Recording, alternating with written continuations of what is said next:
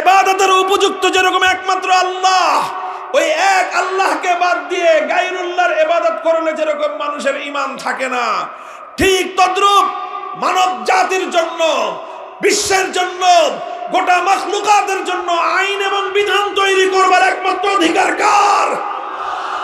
এটাও তো তাওহীদ, এটাও তো আল্লাহর একত্ববাদ। অথচ অসংখ্য অগণিত মানুষ ইসলামের নাম ধারণ করে, অসংখ্য অগণিত মানুষ 5 ওয়াক্ত নামাজ পড়ে, অসংখ্য অগণিত মানুষ বছর বছর হজ করে, প্রতি বছর রোজা রেখে, অসংখ্য অগণিত মানুষ মাথায় টুপি পরে, মুখে দাড়ি রেখে, তারা তাওহীদ ফিল হাকিমিয়্যার বিশ্বাসকে লঙ্ঘন করে আল্লাহর আইনের জায়গায় গায়রুল্লাহর আইনকে সমান মর্যাদা দিয়ে তারা তাদের ঈমানকে ধ্বংস করে বেঈমান আর মুশরিকে পরিণত হচ্ছে। এই বিষয়ে কোনো কথা নাই। এই বিষয়ে কথা বলতে গেলেই আমাদের টুটি চেপে ধরবার চেষ্টা করা হয়। এই বিষয়ে মুসলমানদেরকে সতর্ক করতে গেলেই বলে যে হুজুররা ওয়াজের মাঠে রাজনীতি করবেন না। আমরা তো রাজনীতি করতে চাই নাই, কিন্তু যখন আমরা দেখি রাজনীতির মাধ্যমে সরল প্রাণ মুসলমানদের ঈমান হরণ করা হয়, তখন সেই কুফরি রাজনীতির বিরুদ্ধে কথা বলা আলেমদের ফরজ। সেই কুফরি রাজনীতির বিরুদ্ধে তখন কথা বলা, উম্মতকে সতর্ক করা প্রত্যেকটা ঈমানদার আলেমের দায়িত্ব এবং কর্তব্য হয়ে দাঁড়ায়। মুহতারাম হাজিরিন, এই কথা অনেক লম্বা দীর্ঘ একটা আলোচনার বিষয়। রাত গভীরে এত সূক্ষ্ম বিষয় দীর্ঘ আলোচনা করবার কোনো সুযোগ আমার নাই। আমি শুধু আল্লাহর পয়গম্বরের একটি হাদিসের উদ্ধৃতি দিচ্ছি আপনাদেরকে, বিষয়টা একটু বোঝানোর জন্য। লক্ষ্য করে বুঝেন, এরপরে আলোচনা সমাপ্ত হবে। হযরতে আদী ইবনে হাতেম রাদিয়াল্লাহু তাআলা আনহু আল্লাহর নবীর একজন জলিলুল কদর সাহাবী, অতি উচ্চ মর্যাদা সম্পন্ন একজন সাহাবী। নাম হলো তার আদী, তার বাবার নাম হাতেম তাই। আমরা হাতেম তাইয়ের নাম শুনেছি, বিশ্ববিখ্যাত, পৃথিবীর মধ্যে একজন দানবীর। আজও পর্যন্ত পৃথিবীতে দান এবং মানুষকে উপকার করার ক্ষেত্রে এক কিংবদন্তি নাম হলো হাতেম তাই। এই হাতেম তাইর ছেলে ছিলেন আদী ইবনে হাতেম। আদী ইবনে হাতেম তিনি তার গোত্রের একজন সর্দার ছিলেন, প্রধান ছিলেন। তারা খ্রিস্টান জাতি ছিলেন। সেই আদী ইবনে হাতেম আল্লাহর নবীর কাছে আসলেন নবীজির সঙ্গে দেখা করতে। নবীজির কাছে এসে দেখেন যে আল্লাহর নবী কোরআনে কারীমের সূরাতুল বারাতের আয়াত তেলাওয়াত করতেছেন। ইত্তাখাযু আহবারাহুম ওয়া রুহবানাহুম আরবাবাম মিন দুনিল্লাহ, ইত্তাখাযু আহবারাহুম ওয়া রুহবানাহুম আরবাবাম মিন দুনিল্লাহ। আল্লাহ পাক রব্বুল আলামিন কোরআনে কারীমের মধ্যে খ্রিস্টানদের সম্পর্কে একটা অভিযোগ করেছেন। অভিযোগটা হলো, খ্রিস্টানরা তাদের মধ্যকার 2 শ্রেণীর মানুষ। এক হলো আহবার, অর্থাৎ তাদের মধ্যে যারা জ্ঞানী সম্প্রদায়, আরেক হলো তাদের রুহবান, তাদের মধ্যে যারা পাদ্রী সম্প্রদায়। তাদের জ্ঞানী এবং তাদের পাদ্রী, এই 2 শ্রেণীর মানুষকে তারা রব বলে গ্রহণ করে নিয়েছে, আল্লাহকে বাদ দিয়ে। এটা হলো খ্রিস্টানদের ধর্মবিশ্বাস। যখন আল্লাহর নবী কোরআনের আয়াত শুনলেন, এই আয়াত তেলাওয়াত করলেন, আদী ইবনে হাতেম আল্লাহর নবীর কাছে প্রশ্ন করলেন, যে ইয়া রাসূলুল্লাহ, আপনার কোরআনের মধ্যে, আপনাদের ধর্মগ্রন্থে আমাদের খ্রিস্টানদের সম্পর্কে যে অভিযোগটা করা হয়েছে, সেই অভিযোগটা তো অবাস্তব। আল্লাহর নবী বললেন, কিভাবে অবাস্তব? বললেন, আমরা তো কোনোদিন কোনো খ্রিস্টান, আমাদের কোনো জ্ঞানীকে আমরা রব বলি নাই। আমরা তো কোনোদিন আমাদের কোনো জ্ঞানী ব্যক্তির পূজা বা ইবাদত করি না। আমরা তো কোনোদিন আমাদের মধ্যকার কোনো পাদ্রীর পূজা করি না। আমরা তো কোনোদিন আমাদের কোনো পাদ্রীকে আমাদের রব বলে আমরা ঘোষণা করি নাই। তাহলে আপনি কেন বলছেন যে খ্রিস্টানরা তাদের পাদ্রী এবং তাদের জ্ঞানীদেরকে রব বলে গ্রহণ করে নিয়েছে? এই কথাটা তো খ্রিস্টানদের সম্পর্কে ঠিক নয়। আল্লাহর নবী তখন আদী ইবনে হাতেমকে পাল্টা প্রশ্ন করলেন, হে আদী, তুমি জবাব দাও। হে আদী, তুমি জবাব দাও যে তোমরা আলাস্তুম হাররামতুম মা হাররামুহু ওয়া আহলালতুম মা আহাল্লুহু।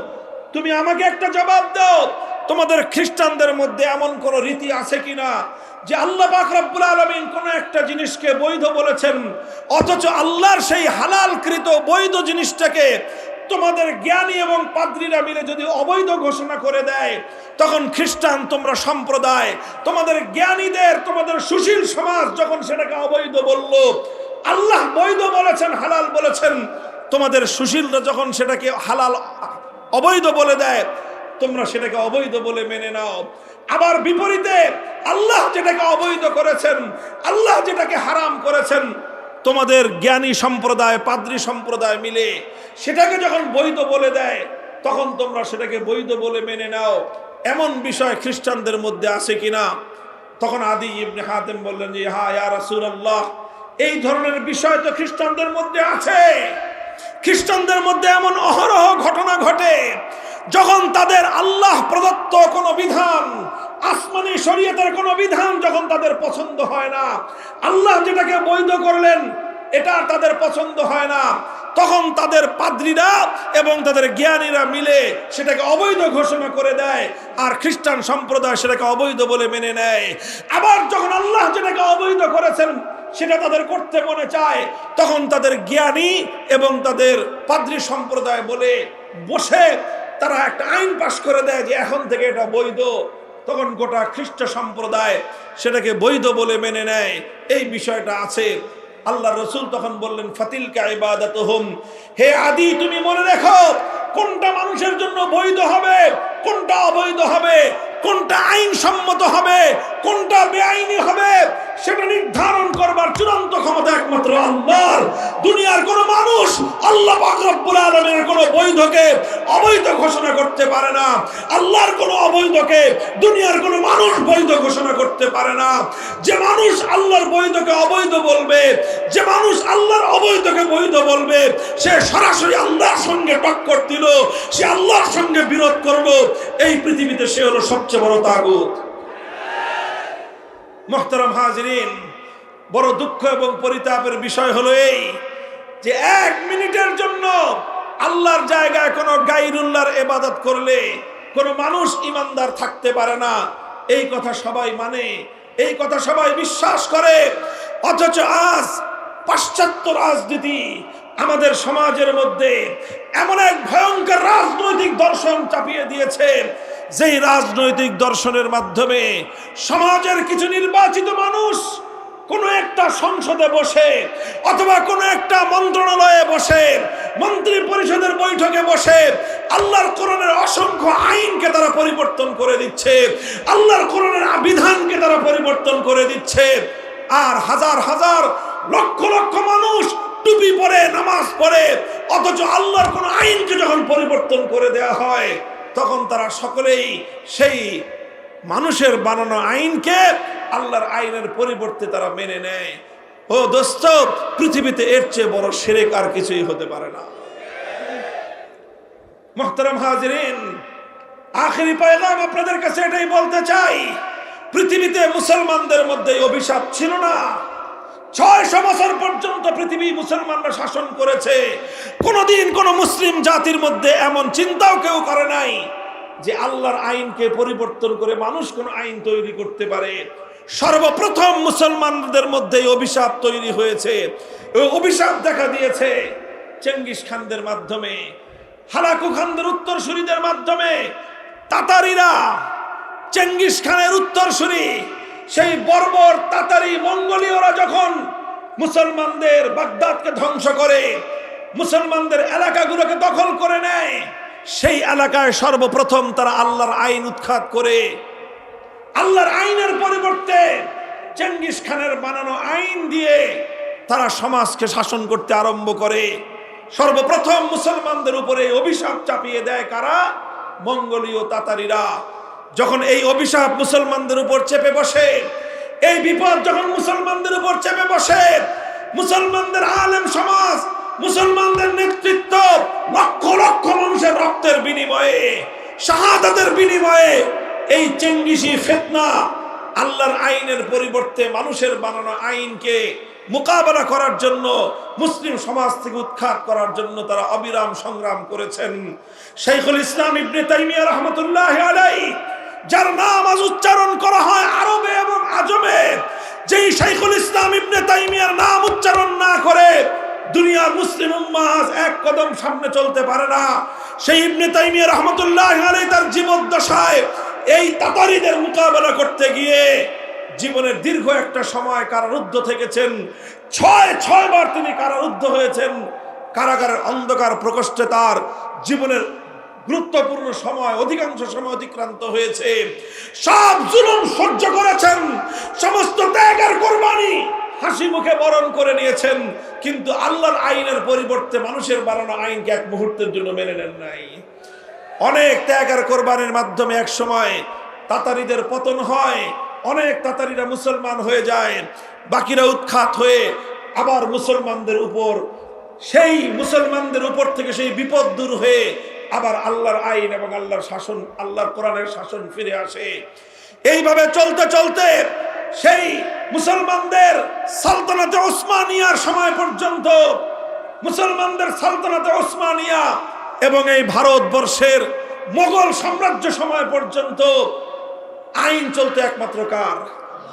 শাসন করত মুসলমান, শাসন করত শাসক, শাসন করত রাজা বাদশাহ, আইন চলত কার? এভাবেই চলছে মুসলমানরা।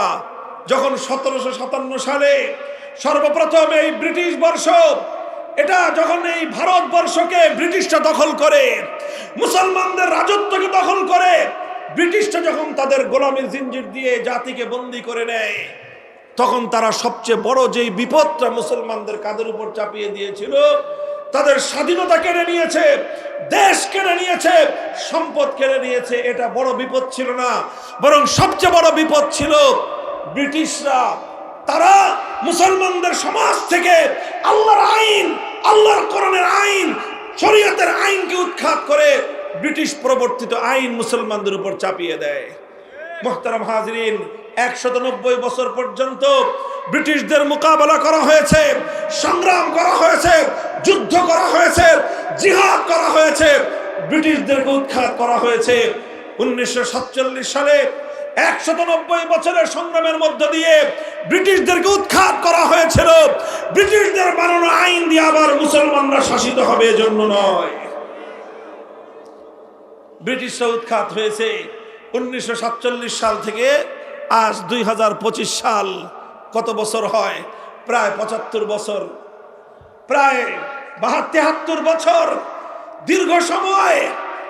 বন্ধুগণ, এই দীর্ঘ একটা সময়, 78 বছর সময় অতিক্রান্ত হয়েছে। মুসলমানরা একটাই আক্ষেপ, যারা কোরআন বুঝেন, যারা হাদিস বুঝেন, ইসলামের ইতিহাস নিয়ে যারা স্টাডি করেন, আমাদের আক্ষেপ একটাই, 78 বছর আগে ব্রিটিশদেরকে আমাদের পূর্বপুরুষরা রক্তের বিনিময়ে, শাহাদাতের বিনিময়ে, অসংখ্য অগণিত মানুষের জীবনের বিনিময়ে যেই ব্রিটিশদেরকে বিতাড়িত করে আমরা আমাদের মাতৃভূমিকে স্বাধীন করেছিলাম, আমাদের মানচিত্র স্বাধীন হয়েছে, পতাকা স্বাধীন হয়েছে, কিন্তু জাতি হিসেবে আজও আমরা স্বাধীন হতে পারি নাই। বলবেন কেন জাতি হিসেবে স্বাধীন হতে পারলাম না? হে আমার জাতি, শুধু পতাকা, স্বাধীন পতাকা উড়লেই জাতি স্বাধীন হয় না, মানচিত্র স্বাধীন হলেই জাতি স্বাধীন হয় না। কিভাবে তুমি তোমাকে স্বাধীন ভাবো? আজও তোমার দেশের আদালত পরিচালিত হয় আল্লাহর কোরআনের আইন অনুযায়ী নয়, ব্রিটিশ প্রবর্তিত আইন অনুযায়ী। তুমি কিভাবে তোমাকে স্বাধীন ভাবো? আজও তোমার দেশের শাসন ব্যবস্থা পরিচালিত হয় আল্লাহ প্রদত্ত শাসন ব্যবস্থা অনুযায়ী নয়, বরং ব্রিটিশ প্রবর্তিত শাসন ব্যবস্থা অনুযায়ী আজও তোমার প্রশাসন চলে। আজও তোমার শিক্ষা ব্যবস্থা আল্লাহর কোরআনী শিক্ষা চলে না, ইসলামী শিক্ষা ব্যবস্থা দিয়ে তোমার দেশ চলে না, বরং ব্রিটিশ প্রবর্তিত শিক্ষা ব্যবস্থা দিয়ে আজও তোমার দেশ পরিচালিত হয়। আজও তোমার দেশের অর্থনীতি আল্লাহ প্রদত্ত অর্থ ব্যবস্থা দিয়ে চলে না, আজও তোমার অর্থনীতি ব্রিটিশ প্রবর্তিত সুদ ভিত্তিক অর্থ ব্যবস্থা দিয়ে পরিচালিত হয়। যে দেশের অর্থ ব্যবস্থা ব্রিটিশ প্রবর্তিত, যে দেশের শিক্ষা ব্যবস্থা ব্রিটিশ প্রবর্তিত, যে দেশের শাসন ব্যবস্থা ব্রিটিশ প্রবর্তিত, যে দেশের আইন ব্রিটিশ প্রবর্তিত, তাদের মানচিত্র স্বাধীন হতে পারে, পতাকা স্বাধীন হতে পারে, সে জাতি আজও স্বাধীনতা পায় না।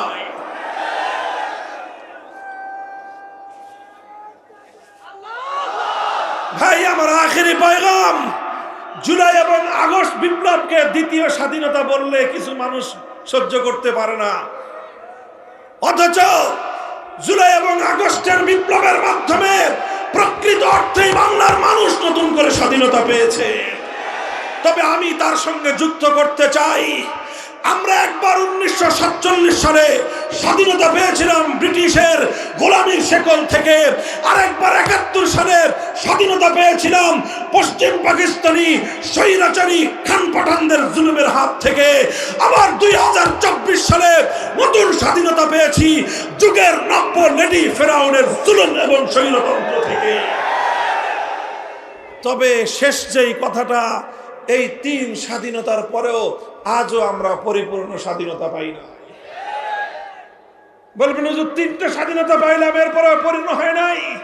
আমি বলবো না, আজও আমরা পূর্ণ স্বাধীন হই নাই।